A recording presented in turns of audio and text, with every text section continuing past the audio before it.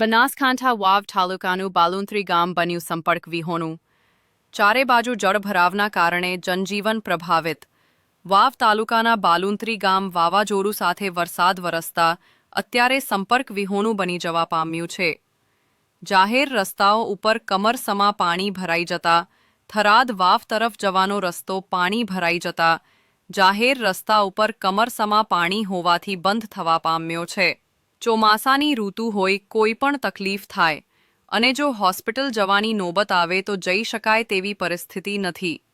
જ્યારે વરસાદ બંધ થયાને 12 કલાક થવા છતાં ઉપરના ગામોમાંથી પાણીનું વહેણ સતત ચાલુ છે. જ્યારે જે પાણી આવે છે તે અહીં એકઠું થાય છે. આગળ કોઈ પણ જગ્યાએ નિકાલ થતો નથી, જેના કારણે જો આ વહેણ ચાલુ રહે અને પાણીનો આગળ નિકાલ ન થાય તો બાલુંત્રી ગામમાં પાણી ઘૂસવાની આશંકા છે, તેમ બાલુંત્રી સરપંચ શ્રી એ જણાવ્યું હતું. જ્યારે તેમણે વધુમાં જણાવ્યું કે સરકાર શ્રી અમારા ગામની મુલાકાત લઈ પાણીના નિકાલની વ્યવસ્થા કરી આપે તેવી અપેક્ષા છે. જો સમયસર પાણીનો નિકાલ કરવામાં નહીં આવે તો ગામને મોટું નુકસાન વેઠવાનો વારો આવે તેમ છે. જ્યારે વધુ વરસાદ અને પવનના કારણે ગામના ખેડૂત લોકોની હાલત પણ કફોડી બની ગઈ છે. ચોમાસું સિઝન બિલકુલ ફેલ જવા પામી છે. ચોમાસું પાકનો સોથ વળી ગયો છે. જ્યારે સરકાર શ્રી દ્વારા ચોમાસું પાકનું સર્વે કરી રાહત પેકેજ ફાળવે તેવી માંગ ઉઠી છે. રમેશગીરી ગોસ્વામી સર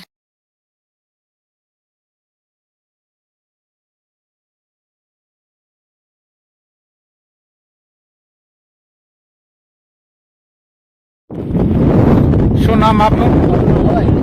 કયા ગામના છો? કારેલીના. ક્યાંથી આવો છો? કાછુઆથી. અહીં ચાલતા આવ્યા?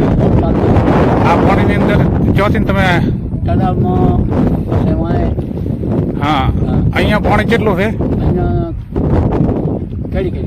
હા. અને અત્યારે ટકાવથી ચાલતા આવો અને આવી જ પરિસ્થિતિ છે બધી? હા.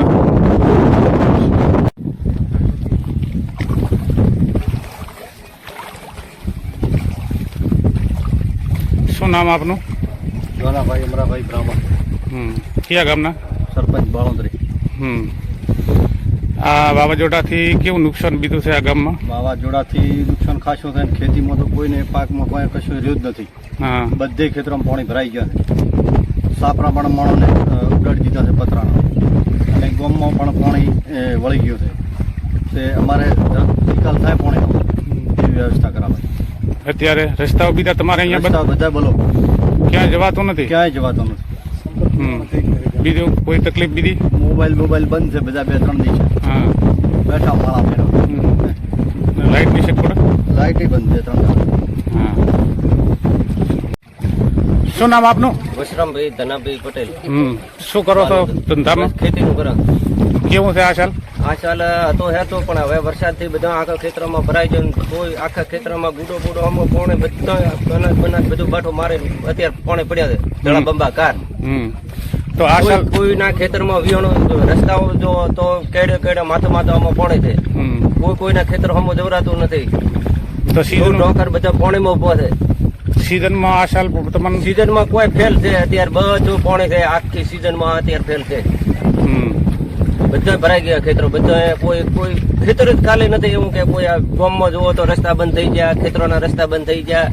ખેતરોમાં કોઈને દવાખાને જવું હોય તો અત્યારે જઈ શકે એમ નથી. તાત્કાલિક કોઈને જવું હોય તો અત્યારે નથી. ટ્રેક્ટર હેડે એમ નથી, મોટી ગાડી હેડે એમ નથી, બાઇક હેડે એમ. વાવાઝોડા પ્રશ્ન છે એમ ને? આ વાવાઝોડાથી આ બધું આમ 24 કલાક વાવાઝોડું એક ધારું હેડ્યું છે. બાળકો પાડે કરીને કોઈ રસ્તા હેડવાના વિહોણા થઈ જાય. કોઈ પગપાળા નહીં આવે કે તો ગમ હોય. અત્યારે તમે ઉભા ત્યાં બસ સ્ટેન્ડ છે? હા, અમે ઉભા ત્યાં બસ સ્ટેન્ડ. અને અમે સરકારને વિનંતી કરવા છો કે અમારા પાણીનો નિકાલ થાય.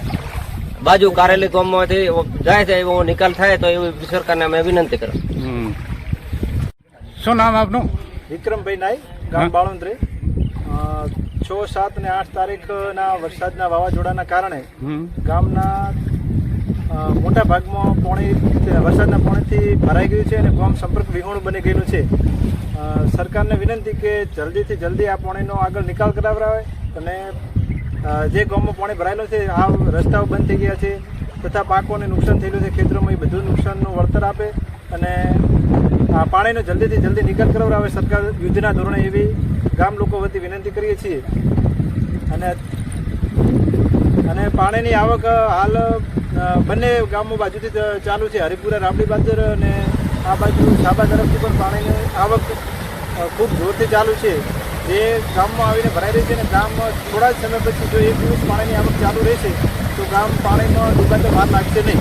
એટલે સરકારને વિનંતી કે જલ્દીથી જલ્દી પાણીનો નિકાલ રણમાં કારેલી બાજુથી આગળ ગામડી તરફથી નિકાલ કરાવરાવે એવી વિનંતી કરીએ છીએ.